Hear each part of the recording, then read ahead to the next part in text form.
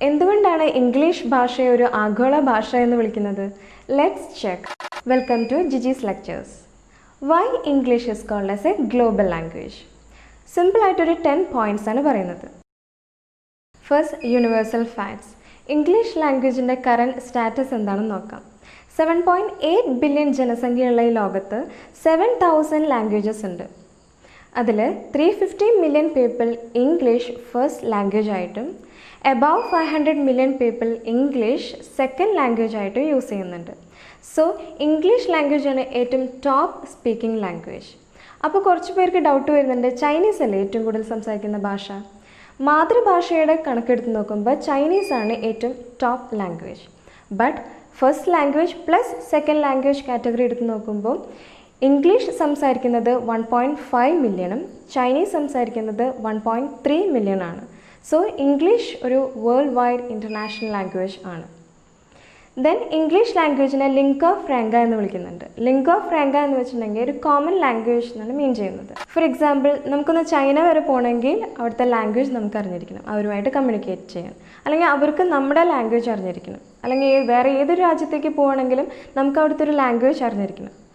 അപ്പോൾ എല്ലാ ലാംഗ്വേജും പഠിച്ച് സംസാരിക്കുക എന്ന് പറയുന്നത് that's impossible. So there should be a common language. ഒരു കോമൺ ലാംഗ്വേജ് വേണം. അങ്ങനെ ഒരു കോമൺ ലാംഗ്വേജിൻ്റെ പർപ്പസ് കംപ്ലീറ്റ് ചെയ്യുന്നത് ഇംഗ്ലീഷ് ലാംഗ്വേജ് ആണ്.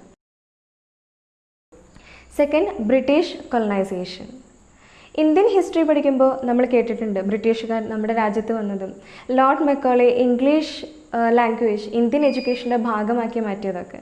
അതുപോലെ തന്നെ മിക്ക രാജ്യങ്ങളിലും ബ്രിട്ടീഷ് ആധിപത്യം സ്ഥാപിക്കാനും ഇംഗ്ലീഷ് ലാംഗ്വേജിൻ്റെ വിത്തുകൾ പാകാനും അവർക്ക് സാധിച്ചിട്ടുണ്ട്. അതുപോലെ തന്നെ വളരെ ഇമ്പോർട്ടൻ്റ് ആണ് ദ 2 വേൾഡ് വാർസ്, 2 ലോക മഹായുദ്ധങ്ങൾ. ആ ഒരു ടൈം പീരീഡിൽ ഒരുപാട് ജനങ്ങൾ മൈഗ്രേറ്റ് ചെയ്തിരുന്നു, പല രാജ്യങ്ങളിലേക്ക് അവർ മൈഗ്രേറ്റ് ചെയ്തിരുന്നു. ആ ഒരു ടൈമിൽ ഇംഗ്ലീഷ് ലാംഗ്വേജ് ഒരുപാട് സ്പ്രെഡ് ചെയ്തു. പിന്നീട് 60-ന് മേലെ രാജ്യങ്ങളിലെ ഇംഗ്ലീഷ് സെക്കൻഡ് ലാംഗ്വേജ് ആയിട്ട് അല്ലെങ്കിൽ ഒഫീഷ്യൽ ലാംഗ്വേജായി മാറി. വെറും 4 മില്യൺ പീപ്പിൾ യൂസ് ചെയ്തിരുന്ന ഒരു ലാംഗ്വേജാണ് ഇംഗ്ലീഷ്. ഇന്ന് മലയാളം യൂസ് ചെയ്യുന്നത് 40 മില്യൺ ജനങ്ങളാണ്. അപ്പോൾ അതിനും എത്രയോ ചെറുതായിരുന്നു ഇംഗ്ലീഷ് ലാംഗ്വേജ് എന്ന് നോക്കൂ.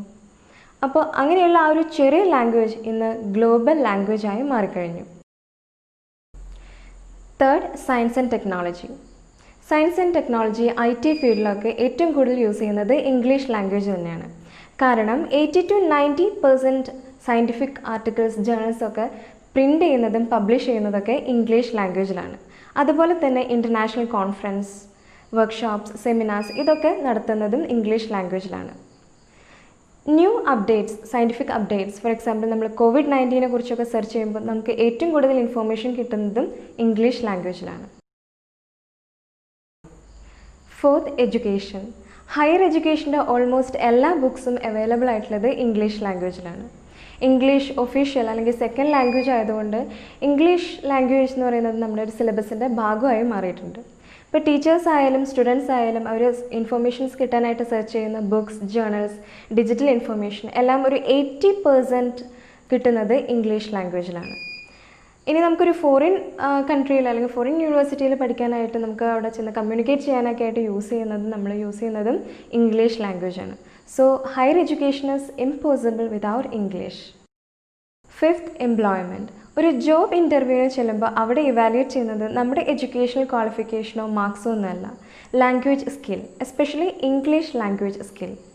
ഇനിയിപ്പോൾ ഗവൺമെൻറ് ജോബ് ആണെങ്കിലും നമ്മൾ PSC ടെസ്റ്റിനൊക്കെ ഒരു ഇംഗ്ലീഷിലൊരു നല്ല മാർക്ക് സ്കോർ ചെയ്യണം. അപ്പോൾ ലാംഗ്വേജ് സ്കിൽ വേണം. അതായത് LSRW. L listening, S speaking, R reading, W writing. അപ്പോൾ ഒരു ഇംഗ്ലീഷ് ലാംഗ്വേജിൽ ഈ ഒരു LSRW ലാംഗ്വേജ് സ്കിൽ ഉണ്ടെങ്കിൽ നമുക്ക് ലോകത്ത് എവിടെ വേണമെങ്കിലും വർക്ക് ചെയ്യാം. ഒരുപാട് ജോലി സാധ്യതയുമുണ്ട്. Number 6, business. ഇംഗ്ലീഷ് ലാംഗ്വേജിനെ ബിസിനസ് ലാംഗ്വേജ് തന്നെ വിളിക്കാം. ഇൻ്റർനാഷണൽ കമ്പനീസ് ആയാലും മൾട്ടിനാഷണൽ കമ്പനീസ് ആയാലും ഇംഗ്ലീഷ് ലാംഗ്വേജിനെ ഒരു ടൂളായിട്ടാണ് യൂസ് ചെയ്യുന്നത് ടു ഇംപ്രൂവ് ദയർ ബിസിനസ്. ഇതിൻ്റെ ഒരു മേജർ റീസൺ എന്ന് പറയുന്നത് IT ഫീൽഡിൽ ഇംഗ്ലീഷിൻ്റെ ഇൻഫ്ലുവൻസ് ആണ്. Number 7, internet.